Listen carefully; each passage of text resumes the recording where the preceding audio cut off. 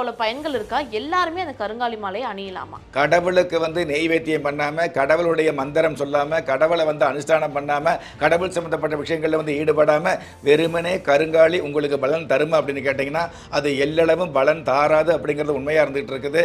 இருந்தாலும்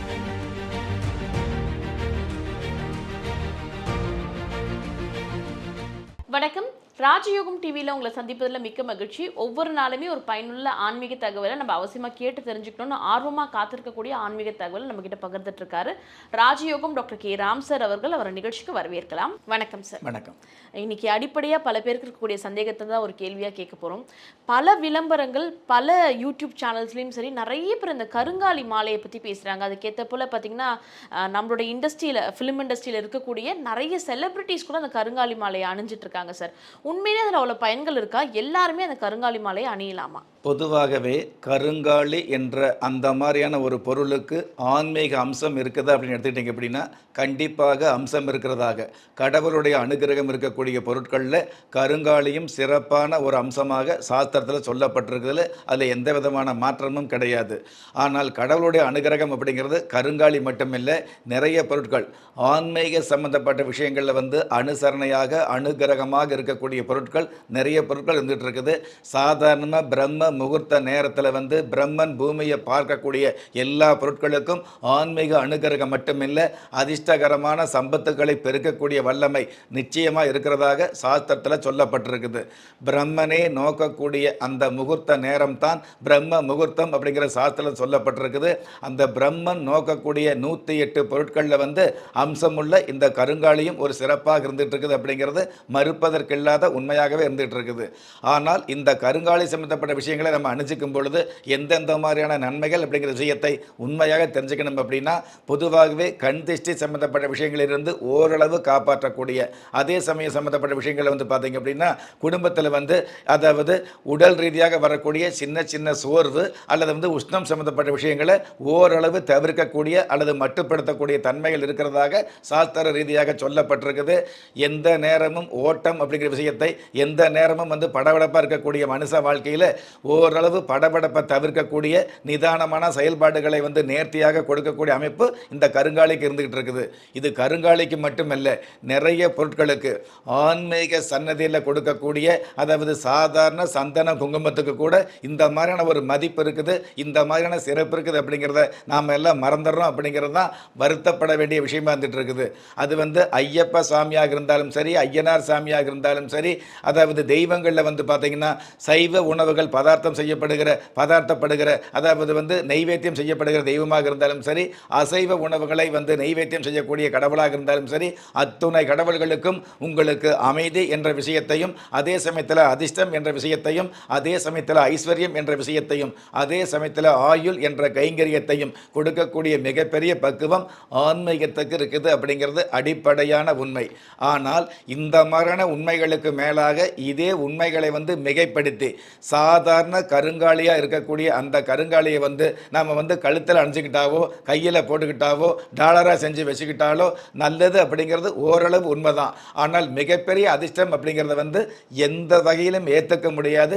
என்னை பொறுத்தளவுக்கு எள்ளளவும் அது உண்மை கிடையாது அப்படிங்கிற விஷயத்தை இந்த நேரத்தில் உங்களுக்கு மிக மிக யதார்த்தமாக ஆன்மீக உண்மையாக அறிவுறுத்த கடமைப்பட்டிருக்கிறேன். ஏன்னு கேட்டீங்க அப்படின்னா, அதாவது உங்களுடைய ஜாதகத்தில் இல்லாத மிகப்பெரிய அதிர்ஷ்டத்தை, உங்களுடைய ஜாதகத்தில் இல்லாத மிகப்பெரிய ஐஸ்வர்யத்தை எந்த ஒரு கருங்காலியும் கொண்டு வர முடியாது. ஏன் கடவுளே கொண்டு வர முடியாது அப்படிங்கிறது உண்மையான விஷயம் வந்துட்டு இருக்குது. ஒரு ஹோமம் வளர்த்தனா நல்லது அப்படின்னா 1000 ஹோமம் போயிட்டு இருக்கிற அந்த பிராமணருக்கு என்ன நல்லது நடந்தது அப்படிங்கிற விஷயத்தை நீங்கள் யோசித்து பார்க்கணும். அதே மாதிரி கருங்காலி சம்பந்தப்பட்ட விஷயங்களை நம்ம வாங்கி அணியும் பொழுது நல்லது அப்படிங்கிறது ஓரளவு ஏற்றுக்கலாம். ஆனால் கருங்காலி வித்துக்கிட்டு இருக்கக்கூடிய வியாபாரம் செய்யக்கூடிய அவருக்கு இதை விட ஐஸ்வர்யம் வரணும் இல்லையா? உங்களுக்கு 1 லட்சம் கிடைக்குது அப்படிங்கிறது உண்மையாக இருந்தது அப்படின்னா கருங்காலியை அனுதினமும் விற்பனை செய்யக்கூடிய அந்த நபருக்கு பல லட்சம் கிடைக்கணும் இல்லையா? ஏன் கிடைக்கிறதில்லை அப்படிங்கிற ஒரு வித்தியாசத்தையும் தயவு செய்து நம்ம புரிந்து கொள்ள வேண்டிய நிர்பந்தத்தில் இருக்கிற அப்படிங்கிறது நிர்கதியான உண்மையாகவே இருந்துகிட்டு இருக்குது.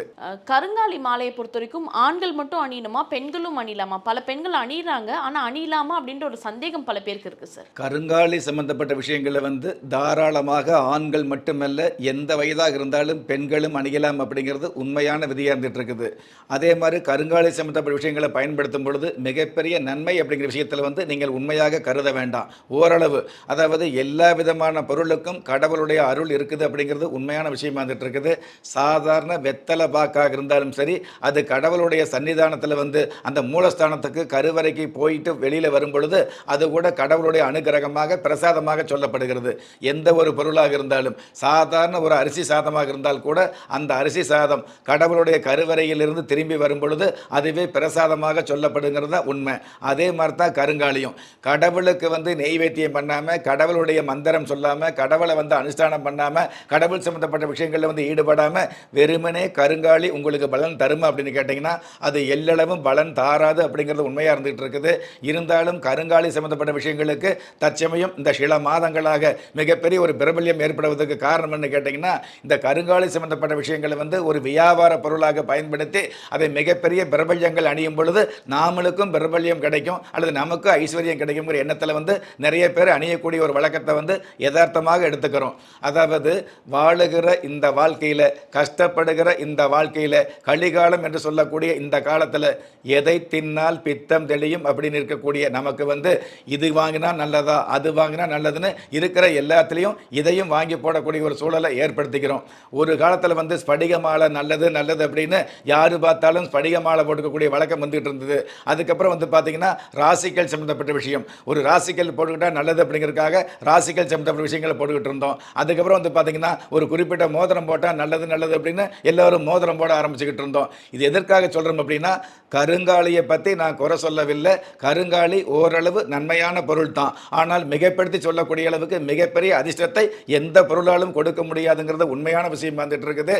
2 கழுதைகளை போட்டோ பிடித்து என்னை பார் யோகம் வரும்னு சொன்னோம்னா அதையும் மூடத்தனமாக நம்பி பார்த்துட்டு இருக்கிற ஒரு கூட்டத்துக்கு முன்னாடி சில விஷயங்களை வந்து விவரித்து சொல்லுவதற்கு எனக்கு வந்து நேரம் இல்லாத காரணத்தினால இந்த விஷயத்தை வந்து, ஆனால் ஒரு பொருள் வந்து ஆன்மீக சம்பந்தப்பட்ட விஷயங்களை சொல்லும் பொழுது அதில் இருக்கக்கூடிய ஆன்மீக உண்மைகளை அப்பட்டமாக சொல்ல வேண்டிய ஒரு பொறுப்பு நம்ம ராஜயோகம் நிகழ்ச்சிக்கு இருக்கிறதுனால மிக மிக விரிவாக ஒரு சிறிய அளவில் வந்து இருக்கக்கூடிய ஒரு பொருளை வந்து 1000 கணக்கில் 500 கணக்கில் லட்சக்கணக்கில் விற்கக்கூடிய ஒரு வியாபாரத்தில் வந்து தயவு செய்து யாரும் ஏமாற வேண்டாங்கிற விஷயத்தை, அது கருங்காலியாக இருந்தாலும் சரி மற்ற பொருளாக இருந்தாலும் சரி, உங்களுடைய குலதெய்வத்த கோயிலிருந்து கொடுக்கக்கூடிய சாரான மண்ணாக இருந்தால் கூட அது மிகப்பெரிய பொன்னாக உங்களுக்கு வந்து மிகப்பெரிய ஐஸ்வர்யத்தை கொடுக்குது அப்படிங்கிறது தான் உண்மையான விதி. உங்களுடைய தெய்வம் எதுவாக இருந்தாலும் சரி, அந்த தெய்வத்தை வந்து அனுதினமும் வழிபாடு வச்சுக்கிறது, அந்த தெய்வ சன்னதியில் கிடைக்கக்கூடிய உங்களுடைய குலதெய்வத்த கோயிலில் சிறிய வேப்ப மரம் இருந்து அந்த வேப்ப மரத்திலிருந்து வந்து காத்தடித்து விலகக்கூடிய அந்த வேப்ப இலை கூட சாமியுடைய அனுகிரகம் இருக்கக்கூடிய அமைப்பில் இருந்துகிட்டு இருக்குது அப்படிங்கிறது தான் உண்மையான விஷயமா இருந்துகிட்டு இருக்குது. ஆக காசு இருந்தால், கருங்காலி மேலே விருப்பம் இருந்தால் தாராளமாக வாங்கி அணியலாம். ஆனால் காசை விட கருங்காலியை விட கடவுள் தான் உண்மையானது அப்படிங்கிற விஷயத்தை இந்த நேரத்தில் மிக மிக உண்மையாக மென்மையாக மிக மிக திண்ணமாக உறுதியாக சொல்ல கடமைப்பட்டிருக்கிறேன். கருங்காலி மேலே இருக்கக்கூடிய நம்பிக்கையை தாண்டி ஒரு ட்ரெண்டாகவே பல பேர் அதை ஃபாலோ பண்ணிட்டு இருந்தாங்க. அதற்கான அவசியம் கிடையாதுன்றது ரொம்பவே துல்லியமாக எங்களுக்காக எடுத்து சொல்லியிருக்கீங்க சார். நன்றி. நன்றி. பல பேருக்கு இருக்கக்கூடிய சந்தேகம், காசில் இப்படியே சேர்த்து வச்சாது கருங்காலி மாலை வாங்கணும்னு சொல்லிட்டு பல பேர் நினச்சிட்டு இருந்திருப்பீங்க. அதோட அவசியம் எந்த அளவுக்கு தேவைன்றதை சார் இன்னைக்கு சொல்லியிருக்காரு. ஸோ நிச்சயமாக இந்த பதிவு உங்களுக்கு ஒரு பயனுள்ள பதிவாக இருக்கும்னு நினைக்கிறேன். நன்றி. நிச்சயமாக இன்றைய தகவல் உங்களுக்கு ஒரு பயனுள்ள தகவலாக அமைஞ்சிருக்கும்னு நினைக்கிறேன். நிகழ்ச்சி பார்க்குறவங்க எல்லாரும் லைக் பண்ணுங்கள், ஷேர் பண்ணுங்கள், சப்ஸ்கிரைப் பண்ணுங்கள், பக்கத்தில் இருக்க பெல் பட்டனையும் டச் பண்ணுங்கள். அப்போ தான் அடுத்தடுத்த நிகழ்ச்சிக்கான நோட்டிஃபிகேஷன் உங்களுக்கு உடனே வந்து சேரும். இதே போல் வேறொரு சுவையான நிகழ்ச்சியில் உங்களை சந்திக்கிறேன். நன்றி.